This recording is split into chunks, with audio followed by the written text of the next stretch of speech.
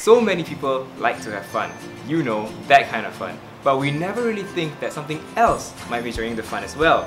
That's right, we're talking about sexually transmitted infections, or better known as STIs. Specifically for today, gonorrhea. Big G, or we call it gonorrhea, is better known as a bacteria which is known as Neisseria gonorrhea. Curable, but there's no vaccination. You know what? Let's bring in someone who's more equipped to further elaborate on the topic of Big G, shall we? So, let's welcome Dr. G. Hi, thanks for having me here. Yeah, no problem. So, tell me a little bit something about yourself. Dr. G. I'm a researcher and a doctor who's been studying sexually transmitted diseases for quite a long time. And I kind of specialize on gonorrhea. Ah, I see. So Dr. G here has been specializing in STIs for about 10 years now. 10 years of looking into sexually, these kind of things, right? It's pretty interesting. So we want to know more. So why do you think that gonorrhea or sexually transmitted disease are more like a taboo right now? So can you tell us more a little bit about it? Well, gonorrhea is indeed a bacterial infection that affects warm and moist places, such as our genitals, reproductive system, and even our eyes. In Malaysia, the current exact magnitude of the infection is unknown, partly due to underreporting, underdiagnosed, and asymptomatic manifestation of gonorrhea. Ah, I see. However, the available statistics provided by the Ministry of Health at present shows that the prevalence of gonorrhea in Malaysia has decreased with a considerable rate of 10.30% in 1999 to 1.90% in 2006. So, why is it an important issue? Well, since gonorrhea is sometimes asymptomatic, it can easily be spread to others without awareness and can cause major complications if left untreated. Ah, okay. What's dangerous is that the new strains of gonorrhea have recently shown resistance to cephalosporin, the last antibiotic treatment option that works against it. It was already resistant to previous treatments such as penicillin, tetracyclines, and quinolones. Therefore, it is better to get yourself checked and prevent it before it happens. That seems quite to pose such a problem. So, what are the symptoms of gonorrhea? I mean, what does happen to someone who has gonorrhea? Gonorrhea can be transmitted through any sexual contact, be it oral, vaginal, or anal sex. Ah, okay. The symptoms can only be seen on those whose infection is not asymptomatic. A variety of general telltale symptoms such as increased urination, painful burning when urinating, a sore throat that is usually caused by oral and genital sex. Other symptoms differ between males and females. Males show signs of infection after 2 days to a month after they are infected. There would usually be white, yellow, or green discharge from the penis, red or swollen opening of the penis, the urethra, and tender or swollen testicles. So what about females? Do they have the same thing, or something more painful, or something like that? Females show signs of infection 2 to 5 days after the after the infection. Thus, it's diagnosed quite quickly, relatively. Usually, symptoms are vaginal discharge, painful sexual intercourse, and severe pain in the lower abdominal, especially if the infection has spread to the fallopian tubes and the stomach area. This infection will also cause high fever. So both male and female, in them both, there's a much higher chance of contracting gonorrhea if you have unprotected sex with many partners or partners with a history of any STIs. Ah, so I see. Dr. G, we have some testimonies from people from the GoGo Hospital. Am I right? Yeah. So why don't we just take a look at it? All right? Come, let's take a look at it. 我已经患有淋病一段时间，它带来很多痛苦。 It freaking hurts a lot, like at the tip of my dongle. It is more like a burning pain or a sharp-like pain where every time I pee. I never actually knew I had gonorrhea until my husband had some pain. So when I went to the doctor to check, the doctor told me I am a gonorrhea carrier. It was my wife's goddamn fault. I have to pee razor blades now. 它在我生活上带来很多的麻烦，更是在我的性事上带来更加大的麻烦。我很后悔我没有尽快去检查。如果我做了检查，我一定不会为了这些事情这样烦恼。和病痛。 I never really felt anything wrong. Probably some minor pains during intercourse, but that's about it. I have red sore balls, Doc. Red sore balls. Alright, now that we've seen some of the testimonies that the patients actually said, so how do you think this infection actually affects them psychologically? There was an exploratory study done on psychological consequences of gonorrhea sufferers between the period before and during the infection. They found that during the infection, patients were more anxious, more sexually inhibited and bitter towards their partners, and had more psychological complaints compared to before the infection. Young heterosexuals do not disclose to their partners their infections because they fear the gossip and violence from their partners, and young homosexual sufferers fear rejection from their partners and others. Ah, I see. So it does take quite a toll on these sufferers. So what do you think is the reason for the sufferers to react in such a manner? Alright, Rosenstock's health belief model states that the crucial determinants of what's considered a disease and its health-related safety measures are people's beliefs and attitudes. There are 4 variables in this model. First, the infected patient's view of her vulnerability to the illness, which explains why patient 3 was shocked to discover her diagnosis results because she didn't expect herself to be that vulnerable. Yeah, that makes sense. Yeah. And second variable is the infected patient's belief of the illness, the severity of her illness. That would be the reason why patient 1 didn't go for the checkup earlier, as he believed the illness wouldn't be severe.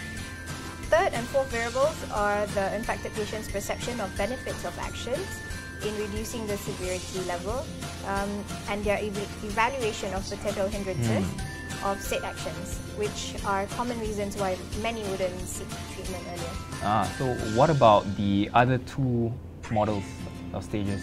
The developmental stages of gonorrhea disease in adults show the 5 transitional stages, which is shock, denial, and anger, to withdrawal and bargaining, to finally accept the infection.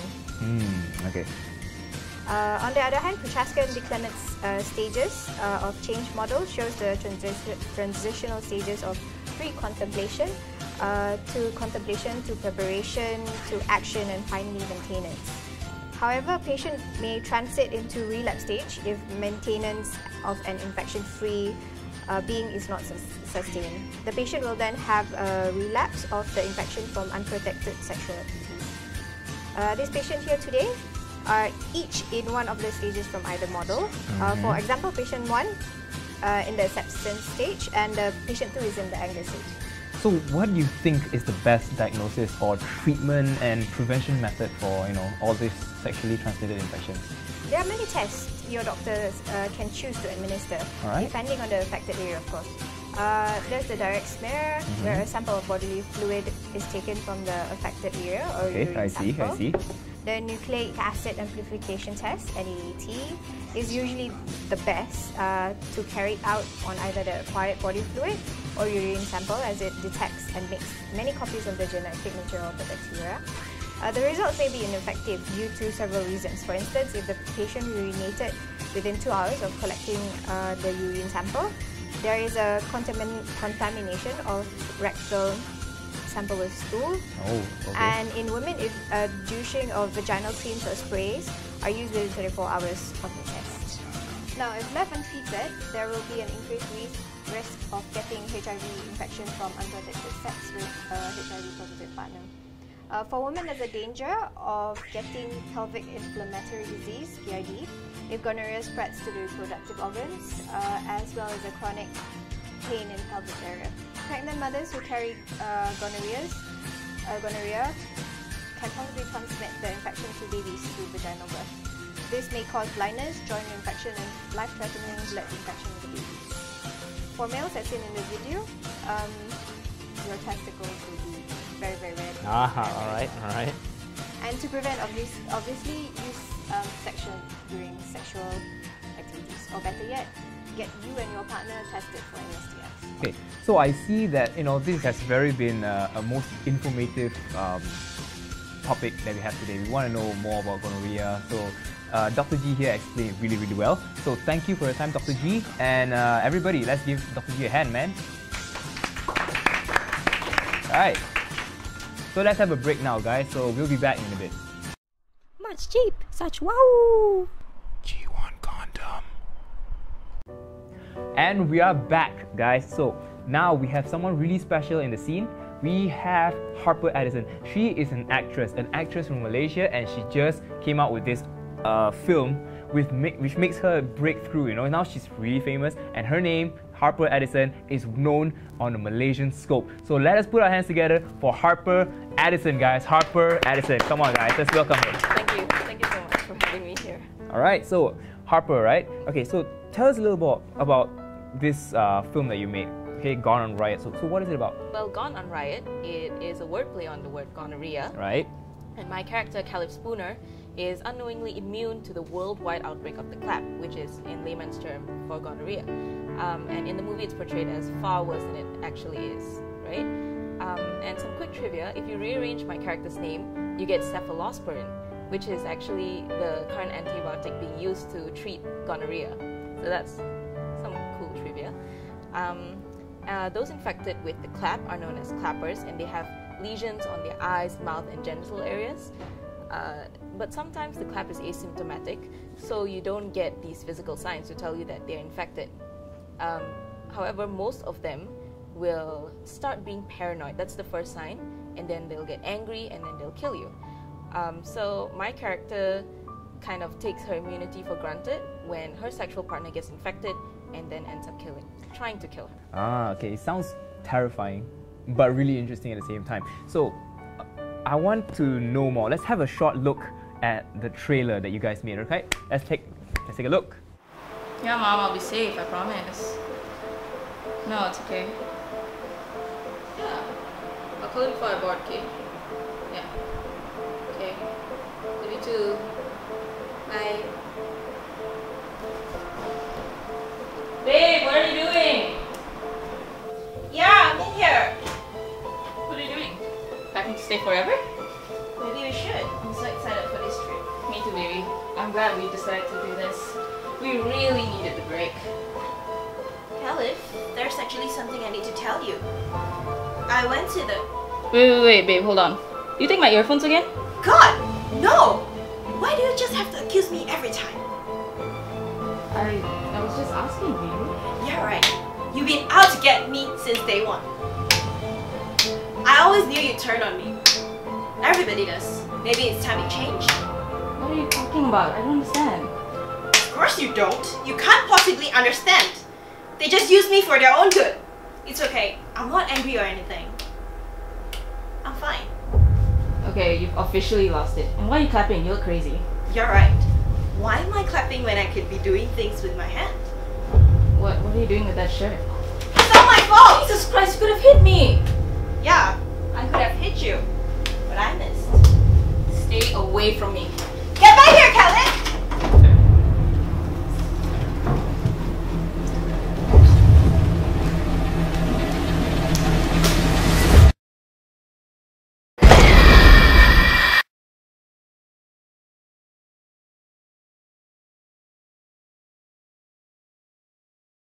Alright, that was great, guys. Harper Addison, Gone on Riot. Now, it's going to come out next month, so I want you guys to go and check it out when it premieres, alright? So, Harper, alright?